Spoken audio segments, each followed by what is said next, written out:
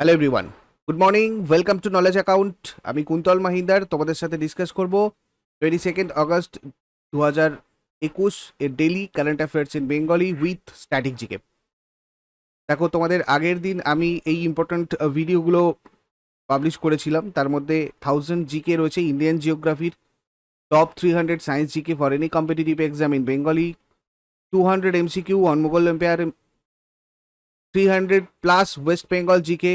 আমি ম্যাপের সাহায্যে তোমাদের বলেছিলাম পশ্চিমবঙ্গের কারেন্ট অ্যাফেয়ার্স 2020-21।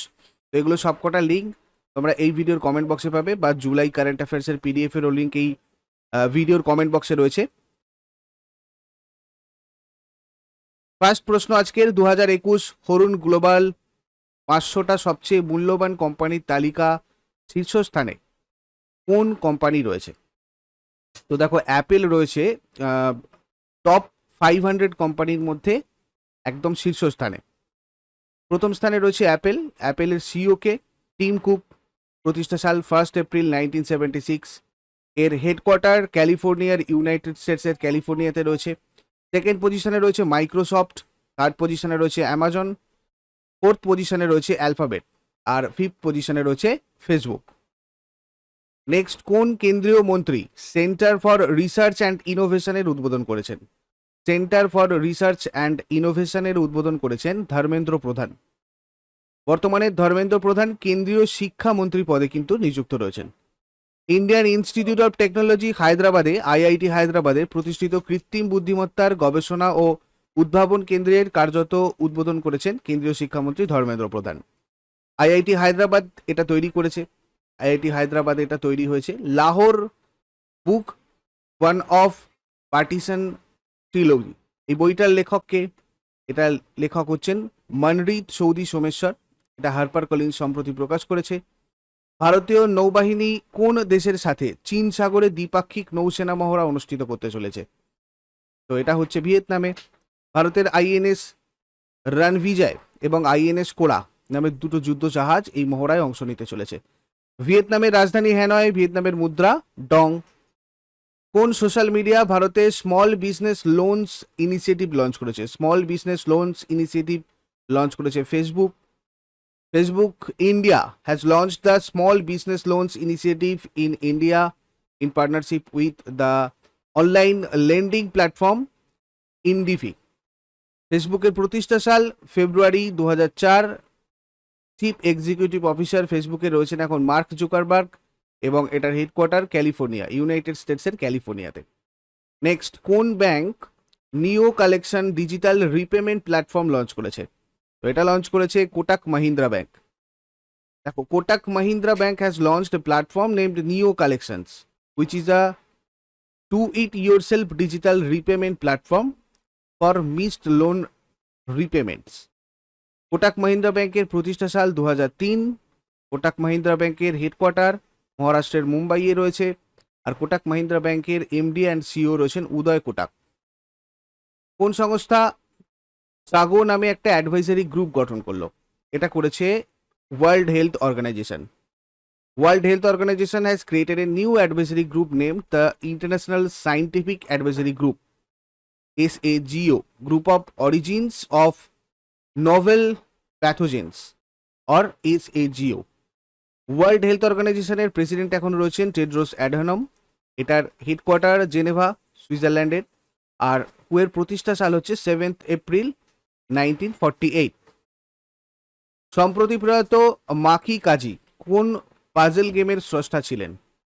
ইনি সুডুকুর স্রষ্টা ছিলেন। খুব ইম্পর্টেন্ট একটা প্রশ্ন, মাকি কাজি তিনি সুডুকু তৈরি করেছিলেন। তো তিনি সম্প্রতি প্রয়াত হয়েছেন। মৃত্যুকালে এনার বয়স হয়েছিল 69 বছর। ইনি জাপানের নাগরিক।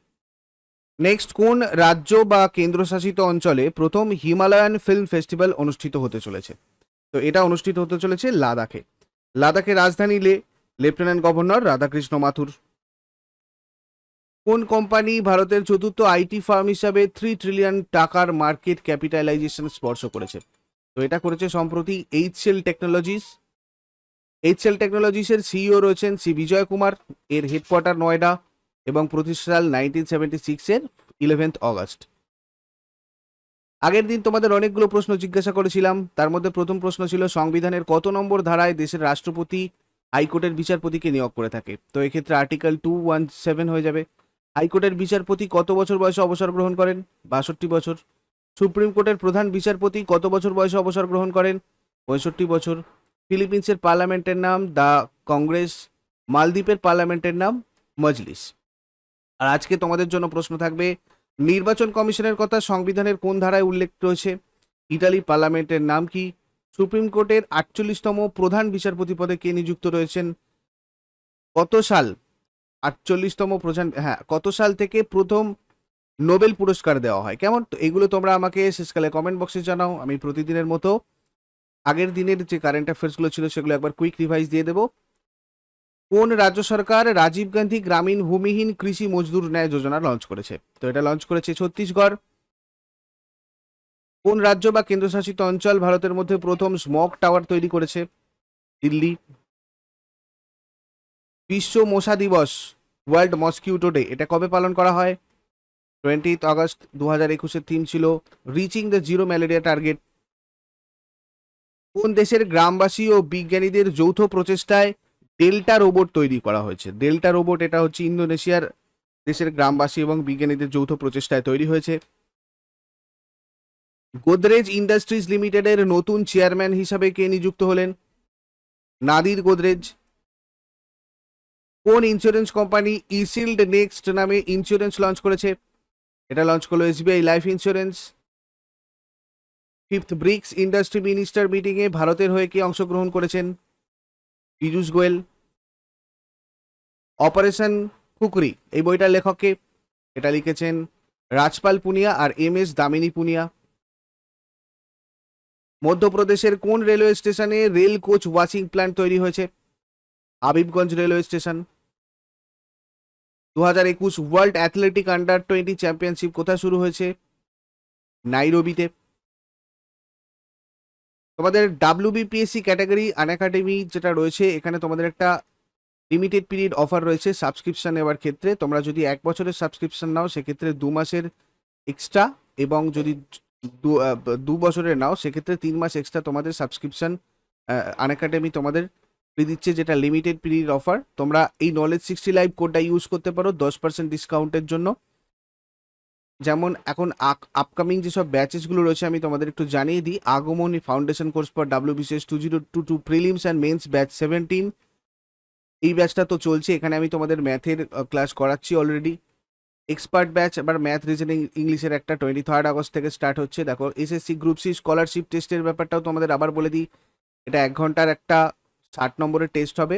4টে ভুল গেলে 1 টাকাটা, অর্থাৎ নেগেটিভ মার্কিং রয়েছে টেস্টটায়। আজকেই তোমাদের এই এক্সামটা হবে। যারা যারা WBCS দিচ্ছ না 11:30-এর সময় এই এক্সামটা দিয়ে দিও। আমি তোমাদের লিঙ্ক দিয়ে রেখেছি এই ভিডিওর কমেন্ট বক্সে। আর এখানে নলেজ 60 লাইভ কোডটা ইউজ করে তোমরা এই টেস্টটা আনলক করতে পারো। এটা আমি 1টার সময় তোমাদের আজকে অ্যানালিসিস করে দেবো। যারা যারা 1, 2, 3 র্যাঙ্ক করবে তাদের ক্ষেত্রে 1 বছরের সাবস্ক্রিপশন ফ্রি। 4 থেকে 13 র্যাঙ্ক যারা করবে তাদের ক্ষেত্রে 75% স্কলারশিপ 1 বছর বা তার থেকে বেশি সাবস্ক্রিপশানে, এবং 50% 14 থেকে 20 র্যাঙ্ক হোল্ডারদের। আজকে তোমাদের 22 আগস্ট 5টা থেকে অ্যানালিসিস হবে এই আনএকাডেমিতে, তোমরা এখানে চোখ রাখতে পারো। আর এগুলো হচ্ছে প্ল্যান, যার মধ্যে এখানে রয়েছে তোমাদের এই অফারটা এক্সট্রা 3 মাস, এক্সট্রা 2 মাস 10% ডিসকাউন্টের জন্য নলেজ 60 লাইভ কোডটা ইউজ করো।